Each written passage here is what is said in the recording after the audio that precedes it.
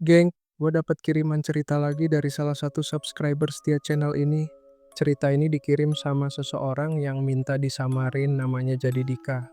Dan sumpah, waktu gue baca pertama kali, bulu kuduk gue langsung merinding. Ceritanya tuh tentang pengalaman dia waktu pindah ke rumah baru bareng keluarganya. Tapi ternyata rumah itu nyimpen sesuatu yang gak seharusnya ada. Sesuatu yang gentayangan. Buat lo yang pengen kirim cerita juga, bisa langsung cek email di deskripsi ya. Langsung aja kita masuk ke ceritanya. Jadi gini bang, gua itu baru pindah ke rumah baru sekitar akhir tahun kemarin. Rumahnya nggak terlalu gede tapi nyaman. Letaknya agak pinggiran kota, jadi masih banyak pohon-pohon gede dan jalanan sepi gitu. Awalnya sih gue seneng banget, akhirnya bisa punya kamar sendiri. Tapi ternyata, kamar itu malah jadi awal dari mimpi buruk gua. Hari pertama pindah semua aman-aman aja. Gue bantu bokap nyokap angkat barang, beresin lemari dan lain-lain. Tapi pas malam tiba, suasananya beda. Rasanya kayak ada yang ngawasin dari sudut ruangan. Gue pikir cuma perasaan doang, tapi ternyata enggak. Malam itu gue tidur sendiri di kamar baru. Jam 2 pagi gue kebangun karena ada suara ketukan. Awalnya pelan, dari arah lemari. Gue kira ada tikus atau apa gitu. Tapi pas gue nyalain lampu dan buka lemarinya kosong, nggak ada apa-apa, gue coba tidur lagi. Tapi pas gue merem, suara ketukan itu balik lagi, kali ini lebih keras. Dan suaranya nggak cuma dari lemari, tapi dari jendela, tembok, bahkan bawah ranjang. Gue langsung lompat dari kasur dan keluar kamar. Gue tidur di ruang tamu malam itu.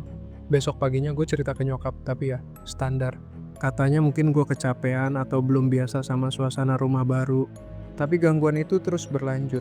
Setiap malam jam 2 lewat dikit pasti ada suara, kadang ketukan, kadang bisikan, dan yang paling serem, kadang ada suara nangis pelan kayak cewek, tapi pelan banget nyaris kayak bisikan. Puncaknya itu terjadi di minggu ketiga. Gue lagi tidur, terus kebangun karena ngerasa dingin banget, padahal AC nggak nyala.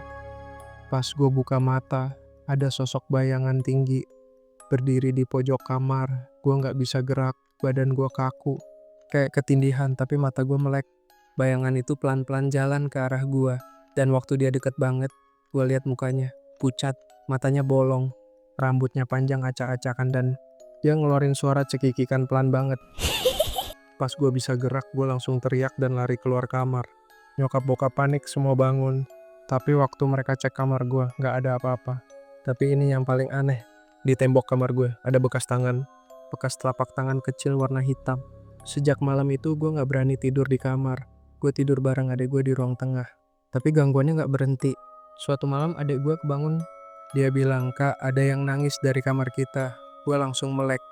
Dan bener, suara itu kedengaran lagi. Tapi kali ini lebih jelas. "Tolong, aku di sini." Suara cewek, tapi nadanya kosong kayak bukan manusia. Akhirnya kita mutusin buat cerita ke tetangga. Dan lu tahu nggak? Ternyata rumah itu dulunya bekas lokasi bunuh diri. Pemilik sebelumnya, seorang cewek, masih muda.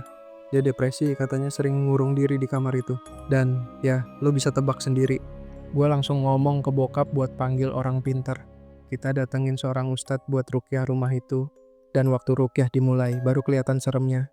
Ustadz itu bilang ada lebih dari satu makhluk di rumah ini. Salah satunya gentayangan karena terikat sama rasa sakit dan kematian.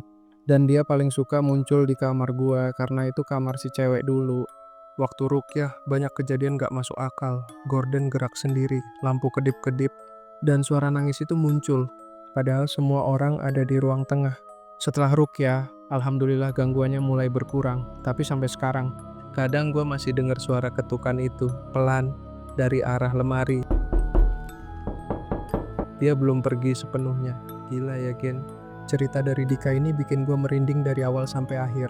Rumah baru gak selalu berarti lembaran baru. Kadang justru jadi pintu buat sesuatu yang gak seharusnya ikut pindah. Kalau kalian punya pengalaman horor juga, kirim aja ke Gmail gue yang ada di deskripsi. Gue tunggu cerita-cerita menyeramkan dari kalian semua. Jangan lupa like, komen, dan subscribe biar lo gak ketinggalan kisah horor berikutnya. Sampai ketemu di cerita selanjutnya, dan semoga malam lo gak diganggu sama ketukan dari lemari.